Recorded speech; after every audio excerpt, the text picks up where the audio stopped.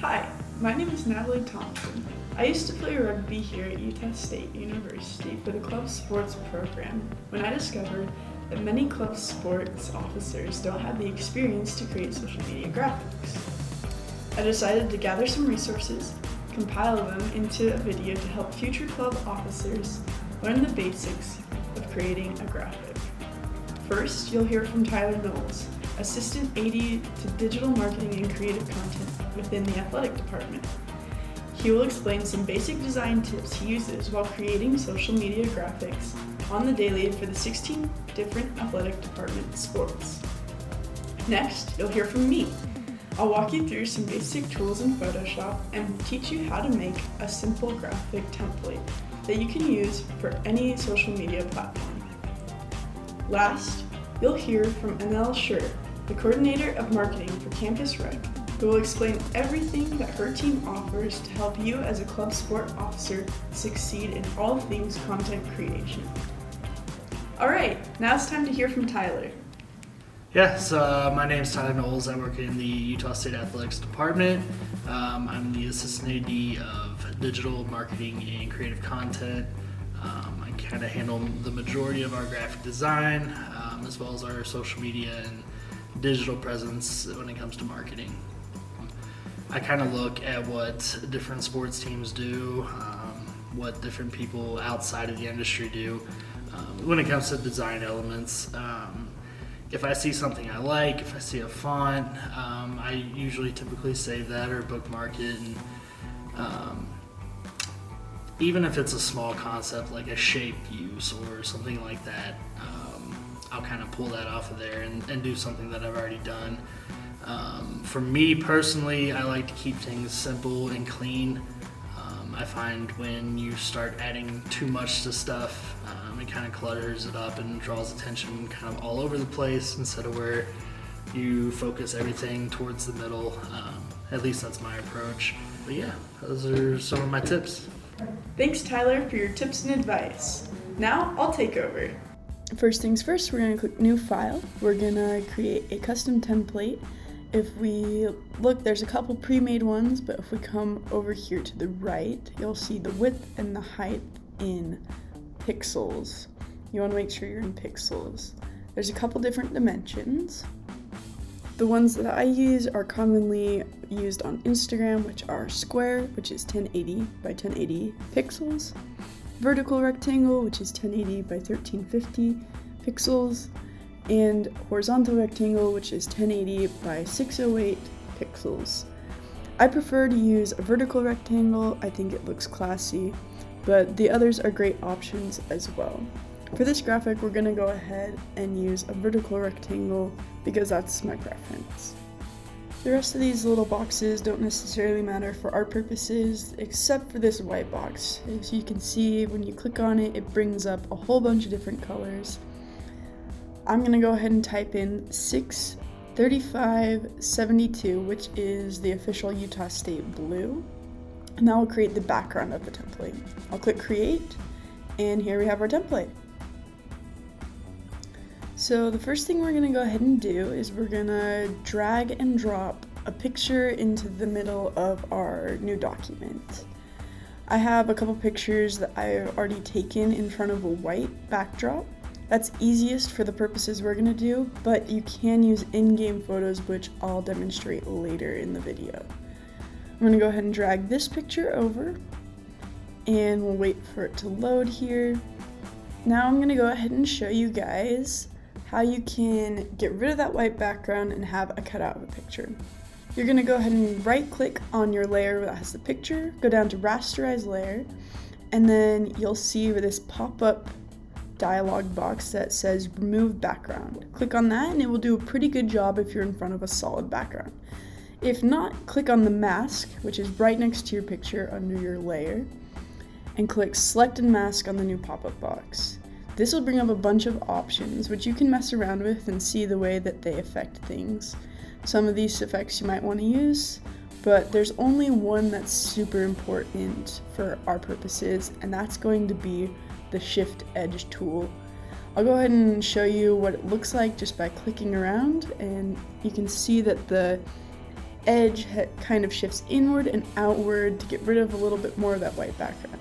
You can use this if there's a fine white line around the whole person, or if you notice there's some specific spots where the picture is not completely there or has some extra. You can come up here to these tools, use the plus and minus, and then just paint on where you need the extra picture or where you want to take away picture. Once we're done with that, we're going to go ahead and click OK. It will bring us back to our normal setup, and you can see what we can drag around our picture and place it where we want to.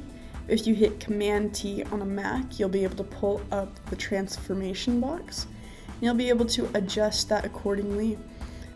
Now over here on the left is the toolbar. You'll see lots of options. Do not get overwhelmed. There's only a couple that will be important. Specifically this tool, which will allow us to insert a shape onto our graphic. This seems simple, but there's lots of different shapes that you can use, and it will really elevate your graphic. I'm going to go ahead and use the rectangle tool and just insert a big rectangle into the middle of my graphic. Using these little dots, I can make the edges sharper rather than curved.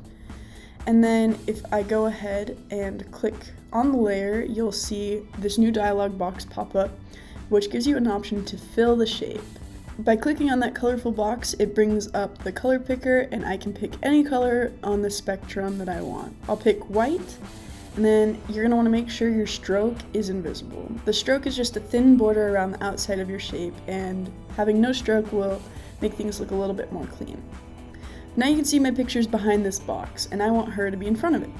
So how do I do that? I click on the layer that the rectangle is, and I drag it below the picture, and now she's on top.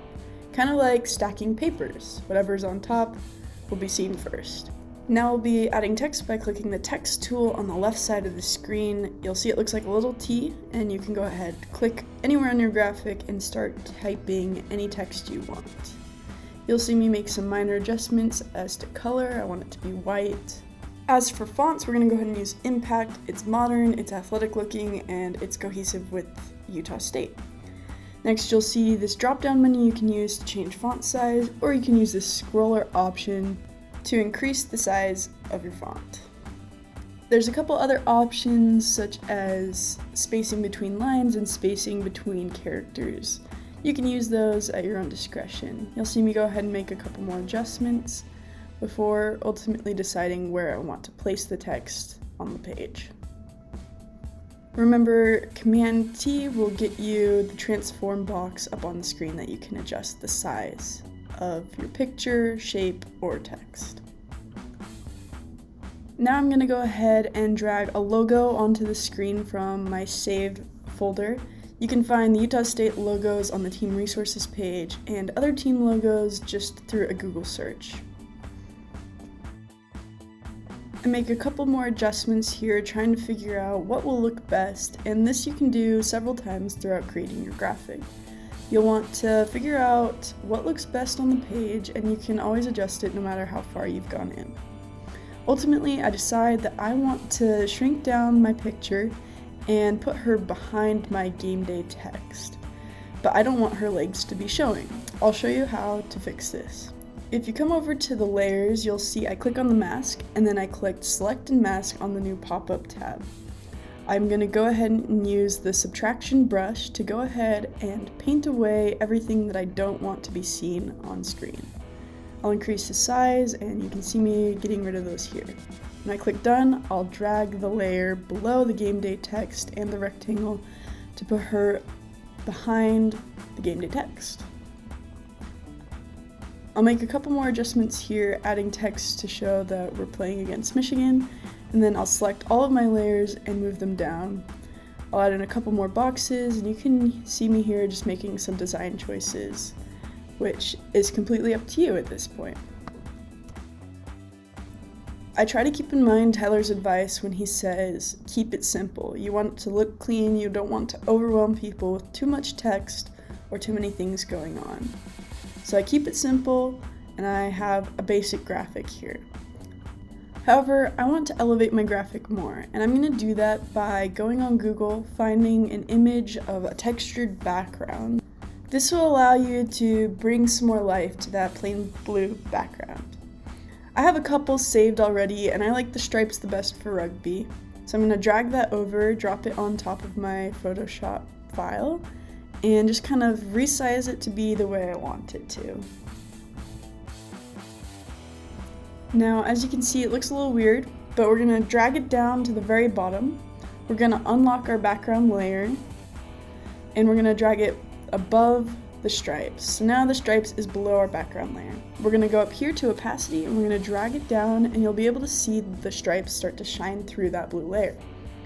I try to keep the opacity pretty high as to keep that blue look, but now you can see a little bit more detail in the background to add some emphasis to our graphic.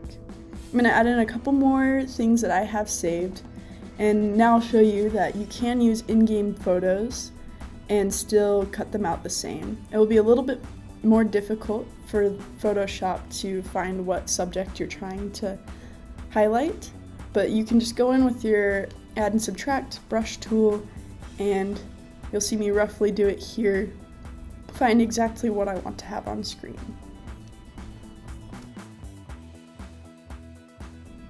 After a few more adjustments, we'll have our final graphic ready to export. You can go ahead and come up here to the File tab, click Quick Export as a PNG, and that will give you your final graphic for social media. But if you want to save it as a template, click Save As. Find somewhere on your desktop that you want to save this graphic as. You can name it a Game Day Template is what I named mine. And the important thing that you want to see is that it has the .psd after it. That will save it as a Photoshop file, allowing you to come back in and edit it later. When you make changes to a PSD file, that won't make changes to any PNGs that you've exported from that file. So you can export a PNG for this Utah State versus Michigan game, and then come back to your PSD, open it up, and make some changes like deleting the Michigan sign or changing the people that you have in the background.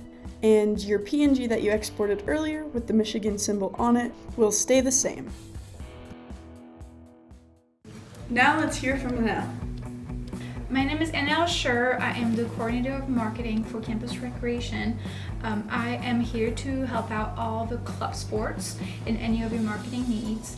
I have a team of graphic designer and a photographer that can offer either help with graphic design, which can include any TV displays, posters, or merchandise as like uniform or fundraising t-shirts. We also help out with photography during either events or do headshots. And then we can also help you out with any social media needs. We are trying to implement this Club Sports highlight every Thursday. So if you want to DM your post to at USU Campus Recreation Instagram, every Thursday, if we get enough submissions, we usually try to repost all of them. So in order for you all to increase your followers as well as your engagement during events. All this information is available on the team resource page. You also will find more information about how to use logos, any information about our merchandise rules, as well as how to reach out to me to request a photographer during your events or any graphic design help you might need. And that wraps everything up. Thanks for watching and good luck with your graphics.